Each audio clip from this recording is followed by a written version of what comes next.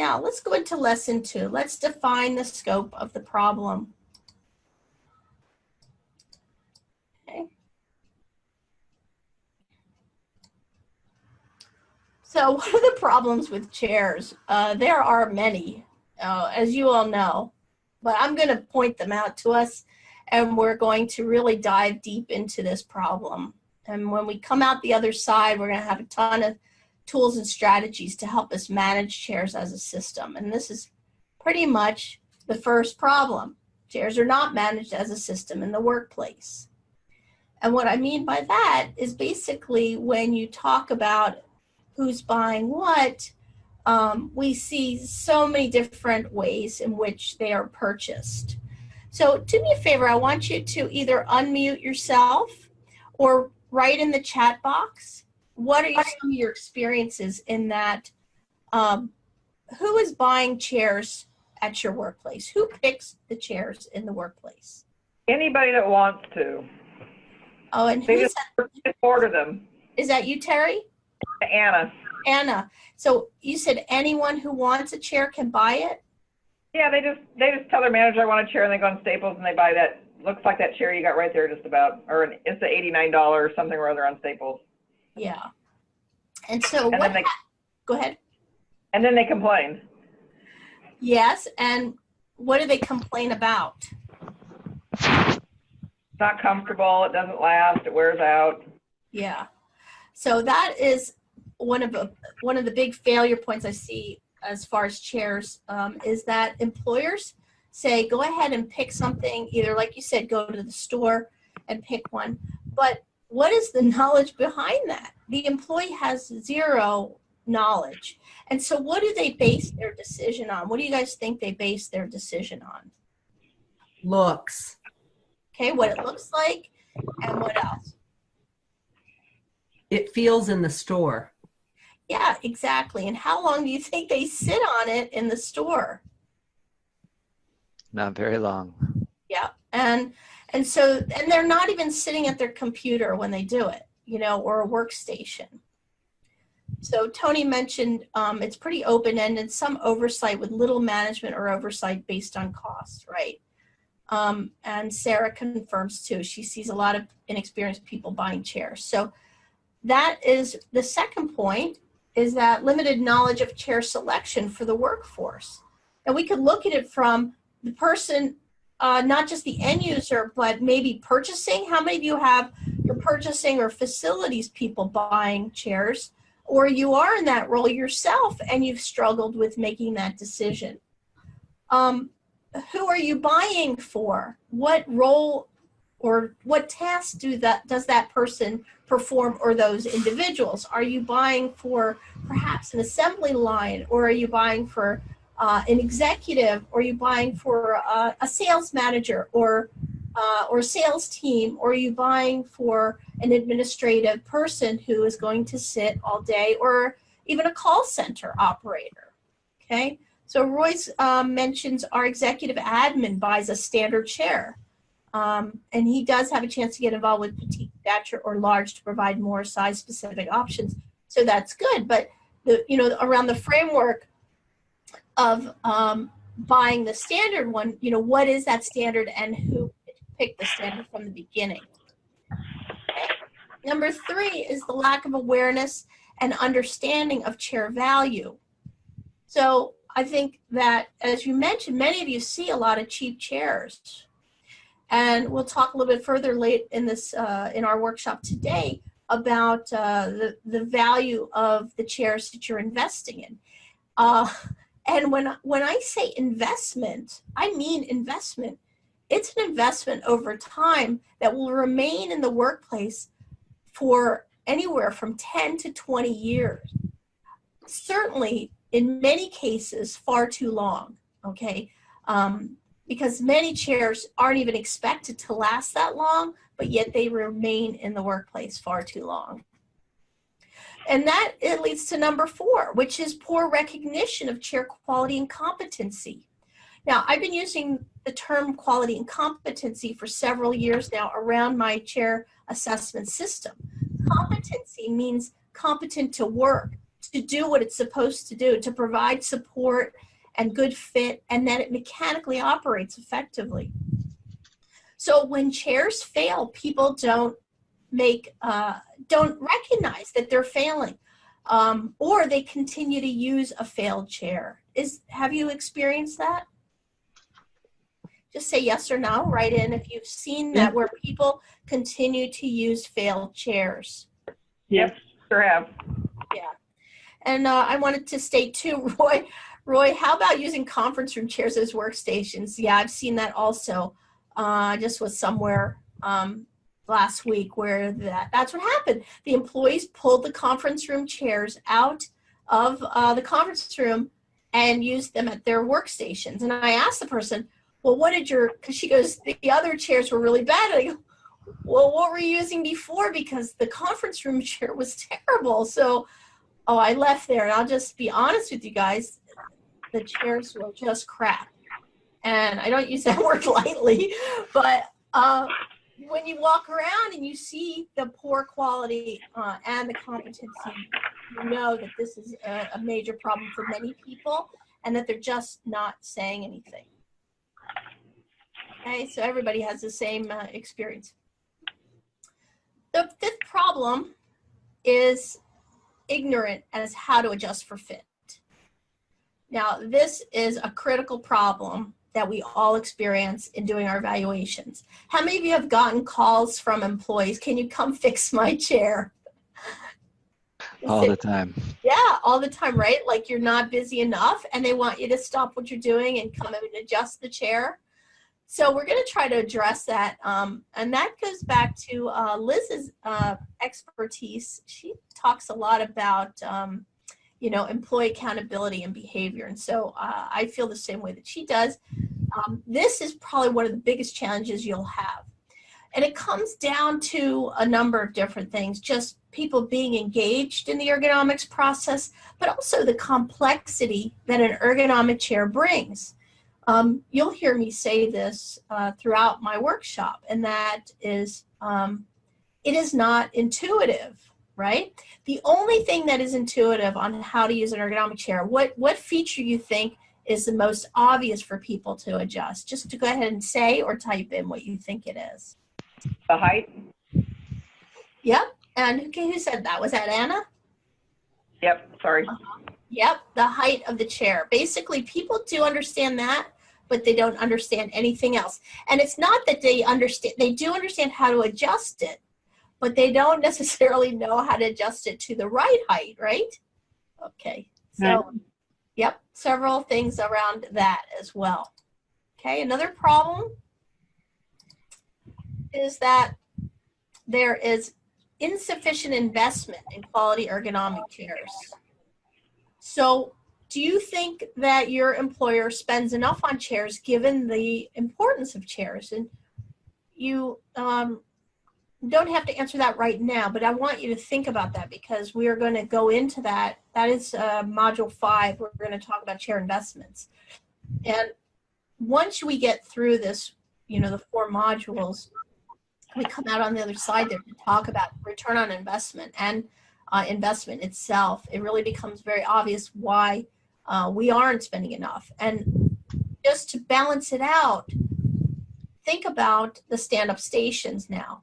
How many of you have, you see these, the rising trend in investing in stand-up stations, yet your chairs continue to be kind of neglected, right? Are you seeing that? Go ahead and type in, let me know if you see that you are spending a lot more on sit-stand, but you're still not investing in chairs. Yep, okay. So find it too low. Yep, absolutely. Yeah, so you're seeing that people are investing more in stand-up stations, but they're not necessarily investing in quality chairs. Okay, let's look at another one. Okay. Chairs remain in the workplace far too long, exceeding their life cycle. Now, this goes back to the quality and competency, and we've talked a little bit about this already. So this is really the foundation of the chair assessment system. You're going to be able to validate objectively that a chair needs to either be repaired or replaced. And so that is going to be module 3. We're going to look at exploring that, how to determine whether they have exceeded their life cycle or not, and how to get, let me go back here, how to get everybody on board. This number 7 is really, this is really the crux of helping to drive the systems approach with your chairs by documenting what you observe as far as the quality competency of your chairs. You're going to be able to create valid documentation to present to your leadership around investing in your chairs and better methods. So that's very exciting, and that'll be session 3, module 3. All right, so those are the 7 problems that I see. Do you pretty much all feel the same way? Just go ahead and type, yeah? Yeah, I agree. Absolutely. Right. And have you thought of chairs in this way before? Mm-hmm. Okay, sounds good. All right, so let's go ahead and move forward now. Okay. So we're going to talk now a little bit, just some background research, not a whole lot, but let's talk about seated worker productivity. In an 8-hour day, the average worker is productive for how long? I want you to either say or type in how long you think the average worker is productive for. How many hours a day out of that 8-hour day do you think people are productive? 6. Sarah said 6. Steve says 5. Roy said 5. Mary Jean 4 to 6. You guys are close. 6. Yep. The reality and the studies say 3 hours, that people pretty much are only truly productive 3 hours out of their day. And this comes out of the BLS and actually a study in England. The link there, let me see, I have it from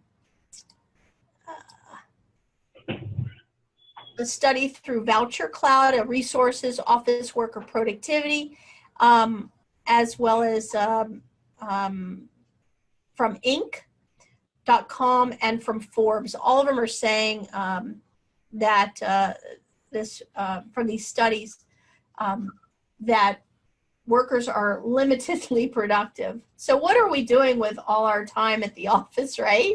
So here's a list of things that people are doing and spending their time on. The most popular unproductive activities listed were reading new websites for an hour, checking social media for 44 minutes, searching for a new job for 26 minutes, smoking breaks, discussing non-work related things with coworkers, 40 minutes out of the day, making beverages or probably food. As you can see, a hot beverage takes 17 minutes, texting. So it's really interesting to see what are workers doing with their time. And matter of fact, you know, I'm talking about on-site at the workplace, but there's also some studies and some feedback around the remote worker. And essentially, many studies say that the remote worker, or someone who works from home, is actually more productive because they don't have the same kinds of distractions, or they are just a lot more focused at home rather than in the workplace. Okay, so something to think about in the sense that if you look at this list, many of these tasks are done in an alternative posture, not just sitting. So people are standing or walking to do these activities. Okay. Now I wanted to just emphasize the validity of adverse effects of sitting. You are probably all familiar with, you know, sitting is the new smoking, it's hazardous for our health. And those are very exaggerated. I mean, it's not good that we sit, but standing also has its downfall as well from a physiologic medical standpoint. But certainly we need the variation, and one is not better over the other. So let's just look at the adverse effects of sitting. We know that musculoskeletal problems occur, especially in the upper limbs, neck, shoulders, and lower back. It's very common in office workers. We also know that there's a general prevalence of musculoskeletal disorders reportedly to range from 40 to 80% among office workers. And this, I want to say, is really very important in the sense that whenever many studies, these are from just looking at the literature in general, and I have the references here. If anybody needs these, we can get those to you. But what I wanted to say was clinically, or in a practical sense, when I go out to the work site and a new client, to see one or two people, I ask the employer, you know, are employees reporting to you discomfort? And many of them say no. But then when we come in deeper and we have a chance to do like some coaching or individual evaluations, there are many people that just don't report it. And you all know that. There's significant amount of underreporting in this environment. So just because they don't say anything doesn't mean it doesn't exist, right? The next point is that there is a high rate of musculoskeletal disorders in different regions of the body of office workers, which is attributed to awkward and static postures as well as repetitive movements. So these are 2 or 3 primary ergonomic risk factors: awkward or static postures and repetitive motion. So we know that if employees who are seated or performing a repetitive work or are sitting in awkward postures, that they are going to have a higher incident of musculoskeletal disorders. Okay. Another study, this came out of actually Iran. They have actually a really robust university there that has really good studies on human factors ergonomics. But in this study of 447 office workers, and the study was called Adverse Effects of Prolonged Sitting Behavior on the General Health of Office Workers. And this was just published in 2017. An average spent 6.29 hours of an 8-hour shift working in a sitting position. Now, I'll just emphasize, doesn't mean they were productive, just like we just looked at, but they were seated. The results showed that almost 50% of the participants didn't feel comfortable with their workstations, and that 74% were exhausted at the end of the workday. And that long sitting time was associated with not only that exhaustion, but reduced job satisfaction, high blood pressure, and musculoskeletal disorders, musculoskeletal symptoms to the shoulders, back, thighs, and knees of these workers. And the study concluded that, a very obvious one, that sitting behavior had adverse effects on office workers. So we understand that and we know that, and then they gave us some statistics here of the frequency of, out of those 447 people, how many reported symptoms to their neck. Over 239 people, shoulders 230, elbows 63, wrists and hands 178, upper back almost 200, lower back about the same as neck. So anyway, I won't go through the full list there, but you can see that it's a guarantee that your employees, almost all of them, 40 to 80%, are experiencing symptoms associated with seated work. Okay. The literature also definitively talks about the risk of prolonged sitting, or the increased risk of these other adverse effects: weakened muscles, obesity, anxiety and depression, hip and back problems. Certain cancer risk can be increased, stiffness to the neck and shoulders, heart disease, diabetes, and the varicose veins. Now, ironically, many of these increased risks of prolonged sitting are almost the same as if you stand too long. If any of you saw my blog on what the experts said about sit-stand from my conference in Florence earlier this summer, I pulled out a number of high-risk exposures that these experts had talked about, and they're listed here as well.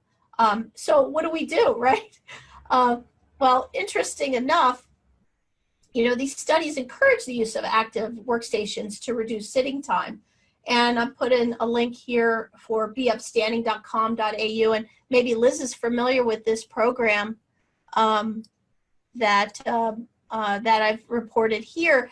There's a nice little video online. You can, if you're in-house if you're at an organization and you want to launch a robust program around standing up at work, I like the term Be Upstanding. They encourage you to be a champion, and so you can check that out. But So, the results of the adverse effects of prolonged sitting have swung the pendulum to the other direction where we should stand more, okay? So by doing so, we see an increase of standing time or reduced sitting time in the US, Europe, and Australia by about 143 minutes in a workday based on several studies.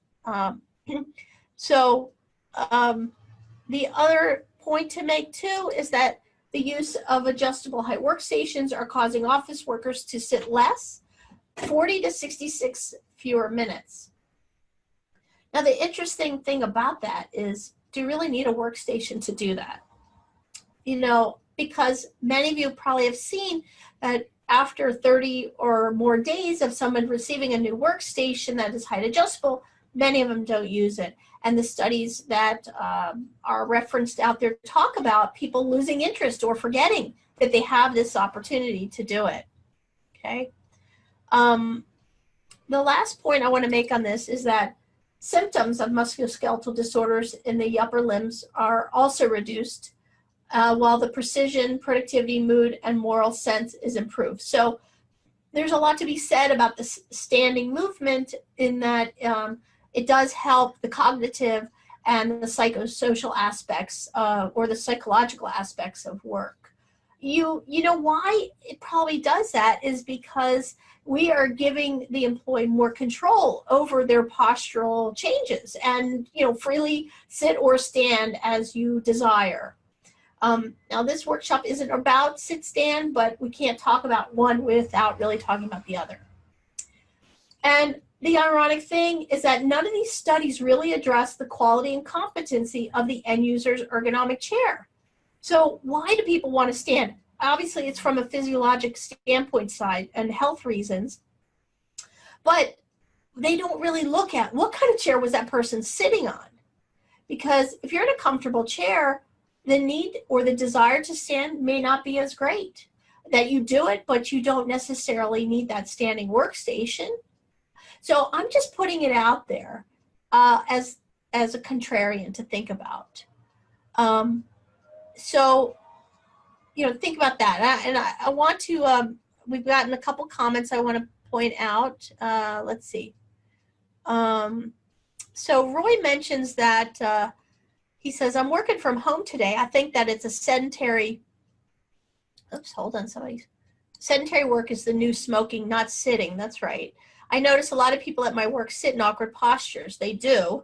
How about the risk of varicose veins? One of the experts discussed the increase in edema, lower extremity edema, Roy, and then also the consequences of varicosity to those veins. So that does happen.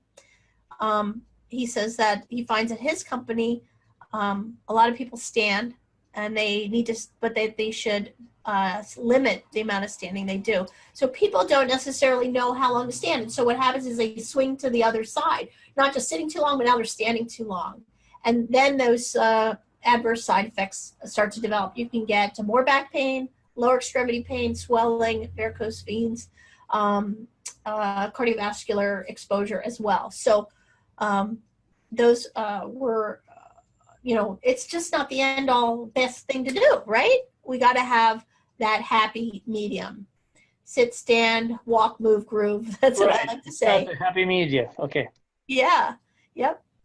Okay. So, yep. And Sarah pointed out she liked the points that we were making here about the quality of the chairs, and but she talks about the big box store chairs are not that ergonomic. So we're going to go into those stick chairs in a little bit here. All right. Standing is the new vaping. Very good. Good comments, you guys. Okay, so I noticed my time is just swinging by here. Oops. Okay, we got that one done.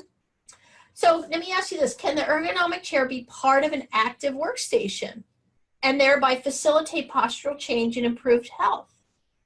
Well, yes, the answer is yes. And through this workshop, you're going to learn how to facilitate that and how to teach others how to do that and the importance of doing it, because it's not just, it doesn't have to be static sitting. It should be dynamic sitting, but it's all about the chair's ability to support the employee or the end user in being more dynamic. So we'll have to look at that, okay?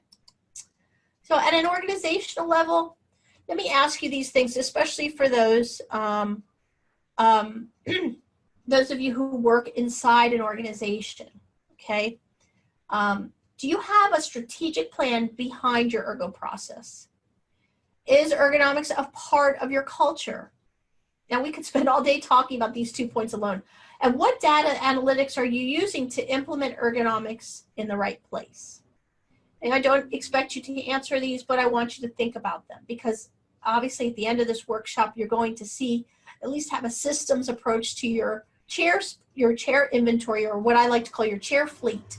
But beyond that, looking at your ergo process and how it's integrated, all these points are really important. So I want to point out for you a few other questions. Do you know what your work area injury trends are? Who has musculoskeletal disorder or injuries related to poor ergonomics or facility designs in your workshop?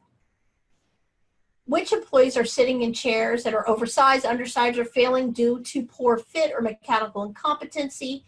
And why do employees want to stand up? Now, in my opinion, you should have access to this kind of information. One of the things that I see most clients that I work with internally is that most employers don't have the data to answer these questions. That the data they have is not shared with the people who can actually change the results, which is you, right? So I want you to write into me, tell me if you have, just let me know if you are able to review your injury trends. Say, yes, I review them, or no, I don't. Take a minute to write in that, or you can say it if you're not muted.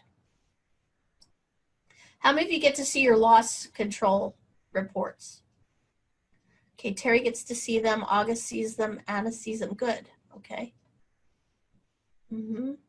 Mostly all of you, good. No, oh, Marilyn, restricted to HR. So that, my experience is that many clients do have what we call, they manage them in silos. Probably you've heard that expression. So you get to see the safety, but they get to see the injuries. Well, you can't affect what you're doing and make a positive change without seeing what those lagging indicators are. So aside from that, which is really important, and that's a whole nother matter, that you should be included in that discussion and those decisions. You can, at least after this workshop, have your own data set that can help drive some of these injuries on the back end, or these lagging indicators, okay? So very good. So I just found this online the other day when I was putting this presentation together, and I liked what the risk management survey said from Deloitte. In order to shift successfully to a value-focused risk approach, organizations can adopt several leading practices focused on strategy, break down the wall between risk management and strategic planning, culture, create a culture where risk is everybody's business, and measurement, employee data analytics to measure risk and predict trends. Now, through this workshop, you are going to be able to put together data analytics to measure risk and predict trends around your chair systems. I think that the chairs are not only foundational to good ergonomics, but are kind of a window to the health of your seated workforce. Okay. They also said that being hampered by organizational silos was cited as a top risk-related failure in the past 3 years. This goes back to what I was just talking about, that if you don't have the information on the back end, how can you affect it on the front end? And so those decisions that facilities and purchasing and yourselves that you make directly impacts what happens to your employees. But if HR and risk management aren't sharing that information with you, how can you impact change on the front end? Okay. So this course will provide you with the organizational approach, the strategic and technical skills to manage your chair assets more effectively by influencing the occurrence of musculoskeletal disorders, by influencing employee productivity, buying habits, and leadership knowledge. Okay, and how are we going to do that? I ask. Well, through observations that you make, objective measures, and data analytics regarding the utilization of chair assets. So, you know, it sounds hard to believe that you're going to get all that out of looking at somebody's chair, but it's true. You will. How does that sound to everybody? I like it. All right. I want to hear yippee, yahoo. Yippee yahoo! All right, great, you guys. All right, very good. Okay, let's go into lesson 3 now.